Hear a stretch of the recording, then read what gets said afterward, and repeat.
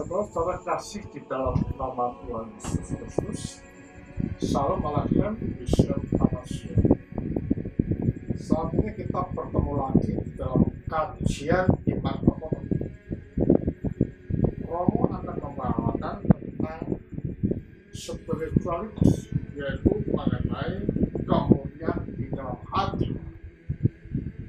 Saudara, kemuliaan batin hidup seseorang yang menamakan diri Kristen itu sangat penting, karena dengan mempunyai kemurnian batin akan mempunyai dampak yang luar biasa terhadap kehidupan orang, yaitu dapat melihat Allah.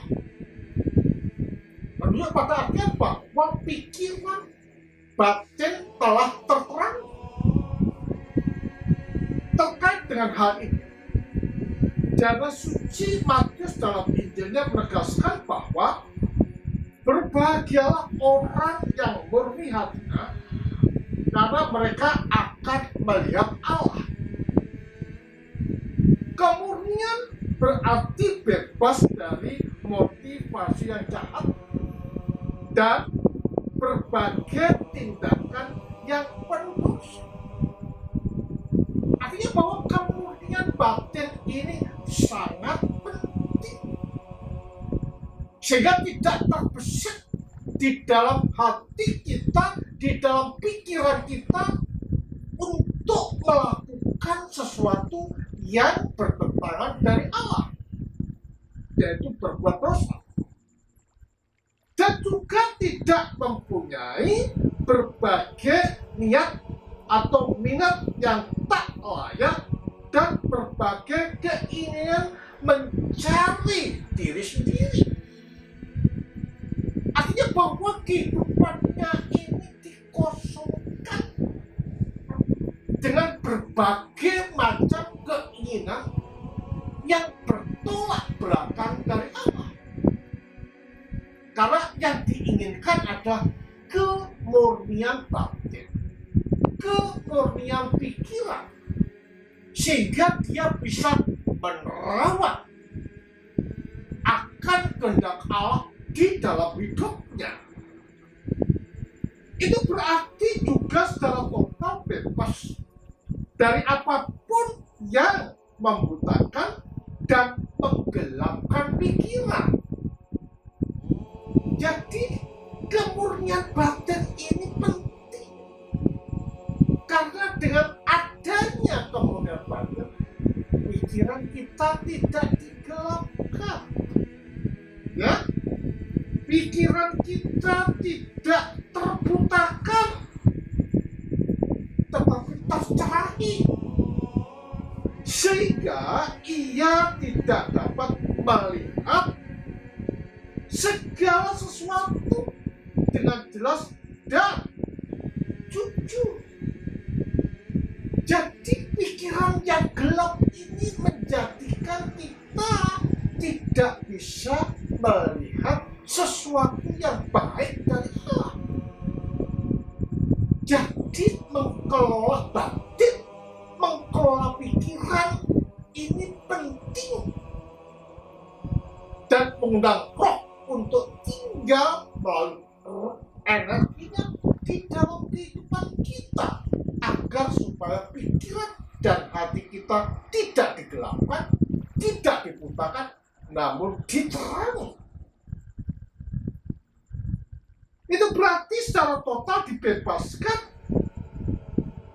dari apapun yang menahan dan menggelapkan jiwa, sehingga ia tidak dapat memantulkan dan menyinarkan dengan terang Allah yang murni.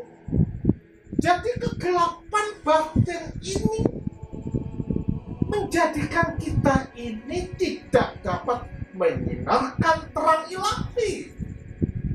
Artinya kehidupan kita tidak bisa dilihat oleh orang. Kita tidak bisa mewujud nyatakan terang ilahi yang ada di dalam hidup kita. Karena apa? Hati kita gelap. hati kita terputar, hati kita tidak sesuai dengan sasaran yang Allah kehendaki di dalam hidup ini. Di tempat lain, dalam khotbahnya di atas gunung, Tuhan telah menegaskan, mata adalah pelita tubuh. Jadi kalau matamu baik atau terang, maka tubuhmu akan menjadi penuh terang. Namun kalau matamu tidak baik atau gelap, maka seluruh tubuhmu akan menjadi penuh dengan kegelapan. Kemudian kalau terang yang ada di dalammu itu kegelapan, betapa besar kegelapan itu. Hal ini dikatakan di dalam Matius 7 ayat 22. Jadi untuk dapat merefleksikan Allah di dalam kehidupan kita, yang terutama adalah mata batin. Mata batin ini harus terang. Mata batin ini harus baik. Jika mata batin kita ini baik, maka apa yang terrefleksi keluar juga baik. Karena apa yang di luar itu adalah merupakan refleksi dari batin yang terdalam. Sedangkan jika batin kita ini tidak baik atau gelap, maka betapa gelapnya hidup kita.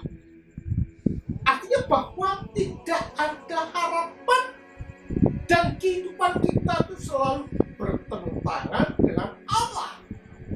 Apa yang kita lakukan adalah gelap semata. Apa yang kita lakukan bertentangan dari Allah. Apa yang kita lakukan selalu opposite from the will of God in our life. Murni dalam hati adalah mereka yang matanya atau batinnya itu terang. Ya, murni dalam hati artinya adalah batinnya terang. Kalau batinnya terang, pikirannya terang. Kalau pikiran terang, maka tindakannya adalah tindakan terang yang merefleksikan hidup sang terang itu. Murni dalam hati adalah mereka yang dapat berkata bersama-sama dengan Tuhan yang mengatakan demikian. Ya, Tuhan adalah terangku dan keselamatanku. Kepada siapakah aku akan takut? Tuhan adalah benteng hidupku. Terhadap siapakah aku harus gemetar? Tidak ada yang kita takuti. Tidak ada rasa gentar. Jika Allah itu adalah benteng dan terang hidup kita. Karena apa? Semua tindakan yang kita lakukan itu selalu dalam pengawasan dan kontrol Allah melalui Roh-Nya. Jadi dengan demikian jelas bahwa dapatnya kita menjadi terang tentu harus melalui sakramen. Sehingga terang yang dimiliki oleh sang terang ini akan menjadi terang kita. Batin kita terang, pikiran kita terang, sehingga kita ini dapat mengatakan bahwa Allah adalah keselamatanku. Ya, Allah adalah bentengku. Sehingga tidak ada sedikit pun terlintas rasa takut dan gentar. Tetapi yakin bahwa Allah tidak pernah meninggalkan kita. Satu hal yang aku telah minta dan Tuhan, yang akan aku cari, sehingga aku bisa tinggal di rumah Tuhan sepanjang hari dalam kehidupanku. ada suatu kerinduan ya di dalam hidup ini untuk senantiasa tinggal bersama-sama dengan Allah. Karena apa? Karena terang batin kita telah terterangi, pikiran kita telah terterangi, sehingga yang ada adalah kesenangan untuk selalu dekat dan hidup bersama-sama dengan Allah yang adalah sang terang itu. Engkau telah mengatakan, carilah wajahku. Ya, hatiku berkata kepadamu, wajahku, oh Tuhan, yang aku cari. Jadi ada kerinduan untuk mencari Allah. Karena hati terang. Ya, jangan sembunyikan wajahmu dariku. Mazmur 27. Apa yang dikatakan di dalam Mazmur ini adalah menunjukkan kerinduan seseorang yang hatinya telah terterangi, yang batinnya yang terdalam telah ada bersama-sama dengan Allah, karena Allah melalui rohnya telah mencerai kehidupan kita. Untuk mencari, namun satu hal, wajah Allah itu diperlukan kemurnian batin. Jadi kita tidak mungkin dapat melihat Allah, dapat merasakan kehadiran Allah jika batin kita gelap. Karena mencari Allah dan dapat melihat Allah ini harus disertai dengan kemurnian batin, ya, pada kehendak Allah. Namun satu hal, yaitu terang Allah di dalam kedalaman jiwa sendiri itu adalah untuk hidup dalam kemurnian total. Jadi kalau demikian kita dapat melihat bahwa untuk dapat melihat Allah, merasakan kehadiran Allah di dalam kehidupan kita ini, perlu kemurnian total.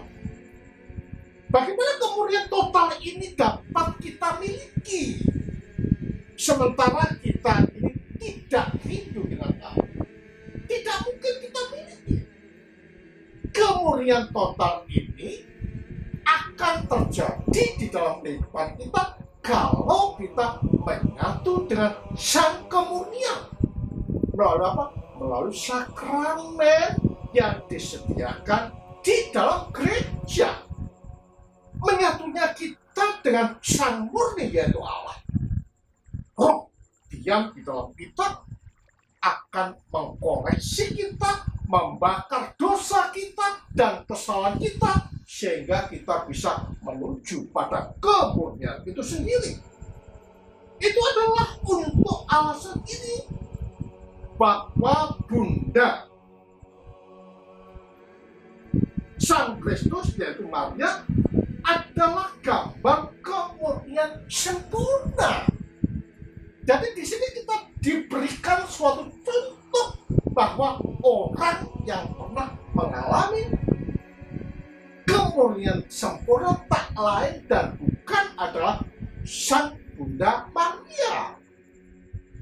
Karena apa? Karena dengan kehendaknya yang murni, dia mengatakan ialah itu terjadi sesuai dengan apa yang engkau katakan. Jadi kalau demikian, contoh yang konkret mengenai kemurnian itu adalah Bunda Maria itu sendiri.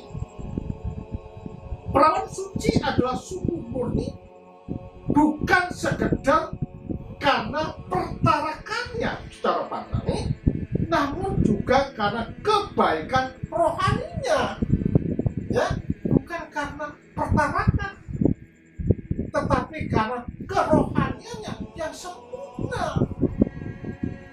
Karena apa? Karena kita lihat bahwa ketika malaikat mengatakan bahwa yang kau kandung ini adalah dari roh, Maria itu menerima dengan hati yang tulus, menerima dengan pikiran yang bening, menunjuk pada kedalaman kerohanian yang Bunda Maria miliki.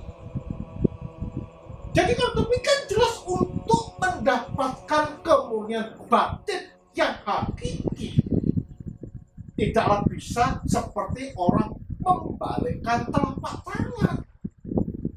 Makanya di dalam istilah Jawa dikatakan jer basuki mowo beo, artinya untuk mencapai kesempurnaan, untuk mencapai kemurnian, untuk mencapai kecurahan dari terang ilahi, maka perlu apa yang dinamakan dengan laku. Orang Jawa itu pun juga percaya dengan laku, yaitu laku untuk mendekatkan diri dengan Allah melalui puasa, kalau orang Jawa melalui semedi, melalui menekan dirinya atau kemauannya sendiri dan mengutamakan kehendak Sang Hyang Widiwasa. Itu dalam istilah mereka.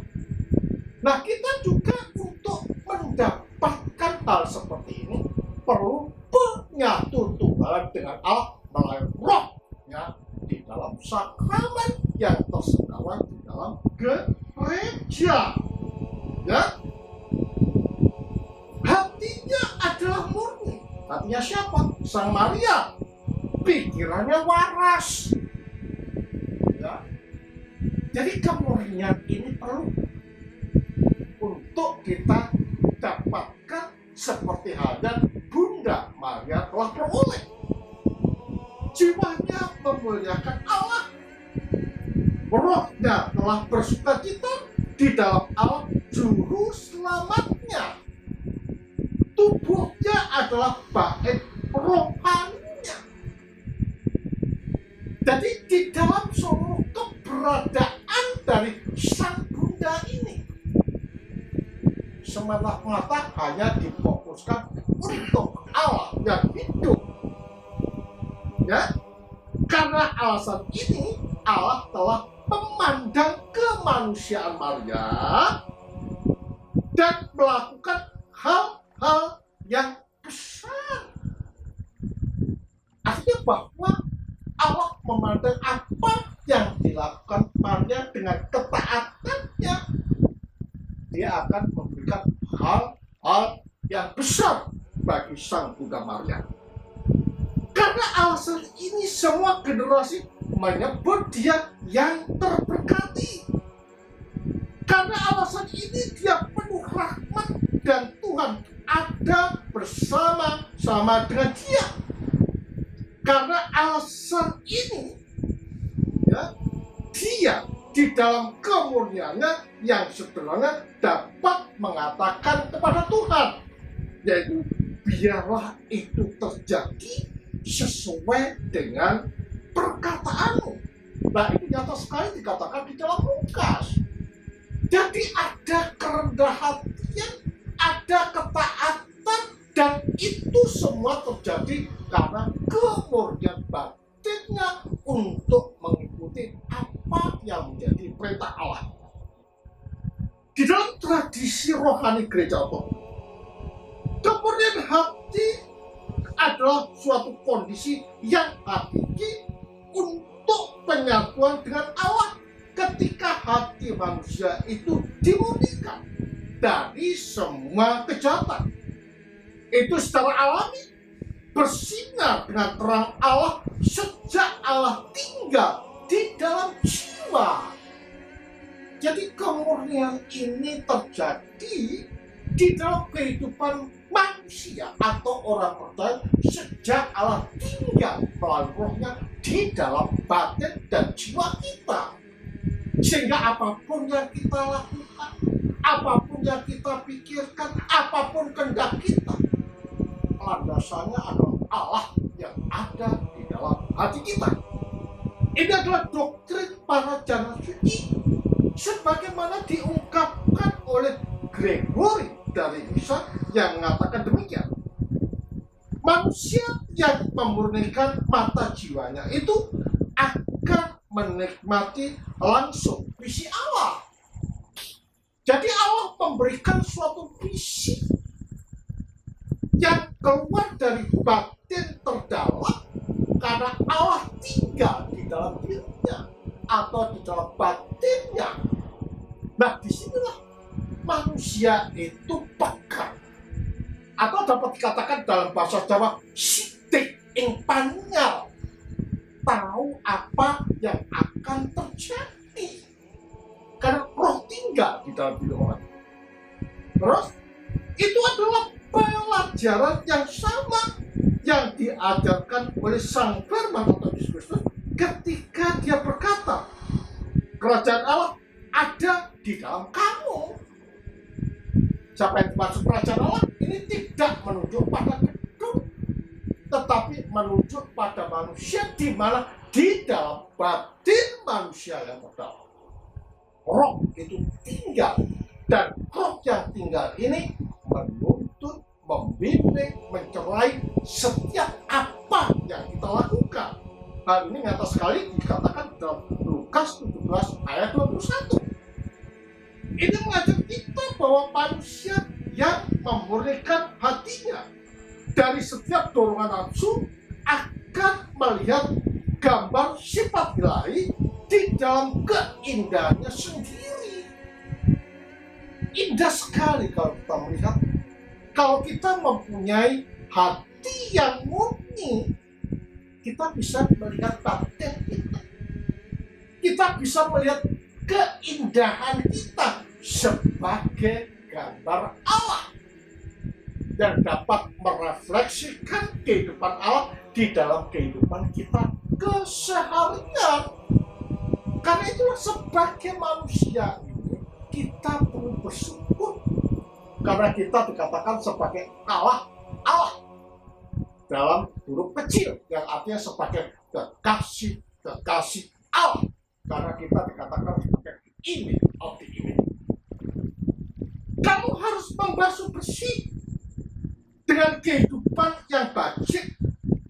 Kotoran yang telah melekat pada hatimu seperti plaster, dan kemudian keindahan ilahimu akan sekali lagi bersinar. Nah, ini menunjukkan bahwa dikembalikan keberadaan kita yang jatuh, karena keberadaan asal daripada manusia sebelum jatuh dalam dosa itu mengeluarkan cahaya atau aura terang, dan itu dapat dilihat di dalam Matius 13 ayat 42, bahwa nanti keberadaan kita akan bercahaya seperti matahari, dan itu akan diberikan bahkan saat ini sebelum Kristus datang. Contohnya adalah serafim dari Saro. Terus dikatakan, ya, Rasul Paulus telah mengatakan hal yang sama di dalam surat pastoralnya. Dikatakan demikian, bagi orang suci semuanya suci, artinya pikirannya suci, kehendaknya suci, batinnya suci. Tetapi bagi orang najis dan bagi orang-orang yang tidak beriman, suatu pun tidak ada yang suci. Karena apa? Gelap, ya, tidak diterangi, tidak dicerai oleh Allah melalui rohnya di dalam hidupnya, sehingga kata-katanya salah, tindakannya salah, perilakunya juga melenceng dari kebenaran. Karena baik akal maupun suara hati mereka najis. Mereka mengaku mengenal Allah, tetapi dengan perbuatan mereka menyangkal dia. Bukankah banyak orang seperti itu? Dia mengenal Allah, mengatakan sembah sujud kepada Allah, tapi perkataannya jelek, otaknya kotor, sikapnya tidak mencerminkan sebagai manusia yang berada. Ya, mereka keji dan durhaka dan tidak sanggup berbuat sesuatu yang baik. Hal ini nyata sekali dikatakan dalam Titus 1 ayat 15 sampai 16. Terkait dengan hal ini, Jemaat suci Timotius di dalam suratnya menegaskan, jika seseorang menyucikan dirinya dari hal-hal yang jahat, ia akan menjadi perabot rumah untuk maksud yang baik. Diidentikan dengan perabot rumah untuk maksud yang baik jika hati kita suci. Jadi kalau demikian, kesucian batin itu sangat diperlukan. Ya, dikuduskan, dipandang layak untuk dipakai tuannya, dan disediakan setiap pekerjaan yang mulia. Jadi kalau memang itu kita dikatakan sebagai perabot yang baik, maka yang punya rumah, yaitu Allah yang menciptakan kita, akan tidak segan-segan memakai kita untuk perbuatannya yang atau pekerjaannya yang mulia. Sebab itu jauhlah nafsu orang muda, kejarlah keadilan, kesetiaan, kasih, dan damai bersama-sama dengan mereka yang berseru pada Tuhan dengan hati yang murni. Jadi kalau demikian jelas bahwa di dalam kehidupan kita orang percaya, kemurnian batin itu sangat dikedepankan. Batin yang murni ini sangat diutamakan. Karena dengan batin yang murni, hati yang bersih, pikiran yang bening, maka Allah akan memberikan kesempatan bagi kita untuk melihat dirinya. Jadi landasan untuk melihat Allah, merasakan kehadiran Allah, adalah kemurnian batin. Karena itulah sucikanlah batinmu melalui penyatu tunggalan kita dengan Sang Murni di dalam sakramen yang diselenggarakan di dalam gereja. Hal yang dapat kita lihat dan menjadi prinsip bagi kita, kemurnian batin adalah sarana untuk melihat Allah. Kemurnian batin adalah alat di mana Allah akan memakai kita. Kemurnian batin maka akan mencelakan kita dan tidak akan melakukan perbuatan-perbuatan jahat yang bertentangan dari Allah. Karena itu berdiri tegak dengan kemurnian batin yang telah diberikan kepada kita. Ingat bahwa kita adalah image of the image yang selayaknya selalu memantulkan hidup Allah di dalam hidup kita ini. Kemudian bagi Sang Bapa, Sang Putra, serta Sang Roh Kudus.